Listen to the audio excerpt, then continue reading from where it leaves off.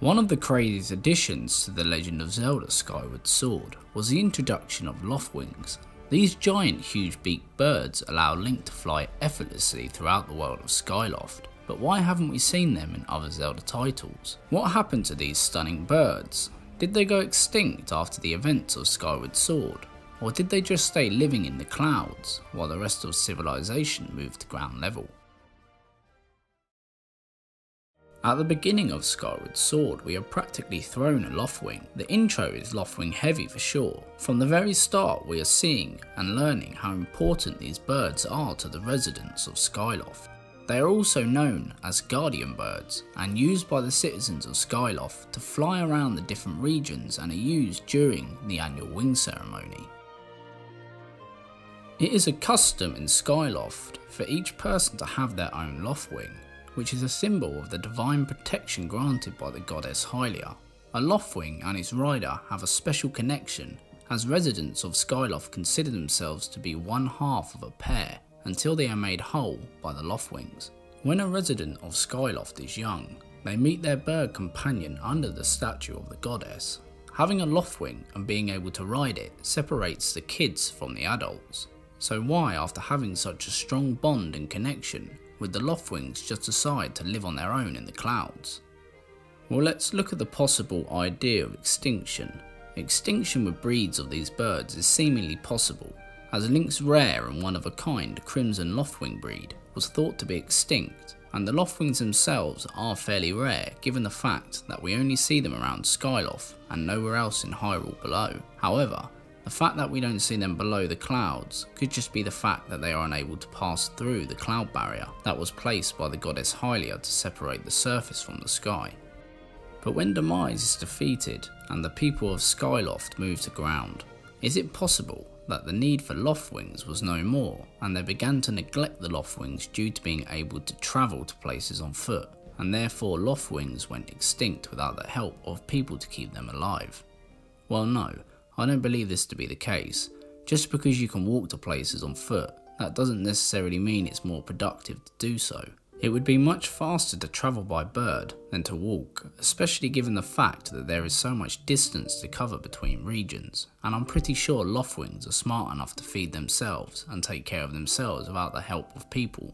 These birds are protected by the gods and not just the people of Skyloft.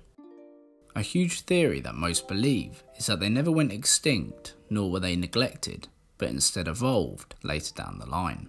The Uka are a species in Twilight Princess, a species that live way up in the clouds. They are also a type of bird and look fairly identical to chickens. They are a far smaller and less impressive looking bird than that of a Loftwing, but these birds have something Loftwings don't: intelligence. Is it possible that these evolved from Loftwings? Let's not forget that evolution is no stranger in the Zelda series. Let's look at some basic similarities. They are both bird species. We can see this just by their appearance. They both live way up in the sky, and they are both linked to the gods. It's possible that as Loftwings became more intelligent, their bodies and wings became smaller due to not having to carry heavy riders around, and their once strong beak shrunk due to not having to protect the riders they once carried. The more they evolved, the more intelligent they became, and slowly but surely they built an impressive city within the sky.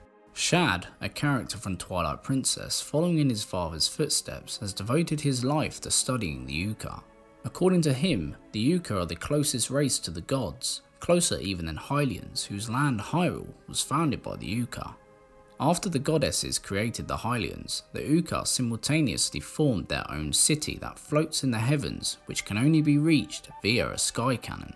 The Uka civilization is said to have prospered before the arrival of Hylians, so this throws a minor spanner in the works for this theory, but it doesn't drop this theory down the toilet completely.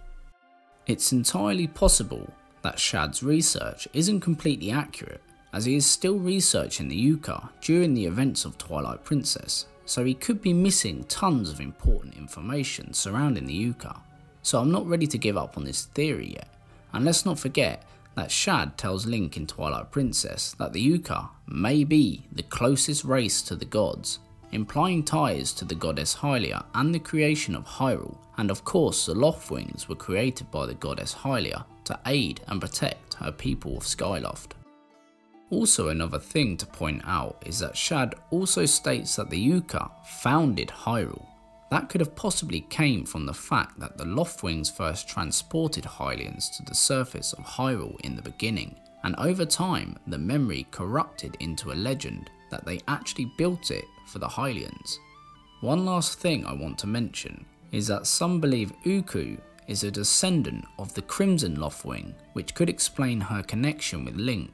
So as we can see, there are some similarities and strong links between the two birds for us to conclude that the Loftwings never left but just evolved into the Yuka.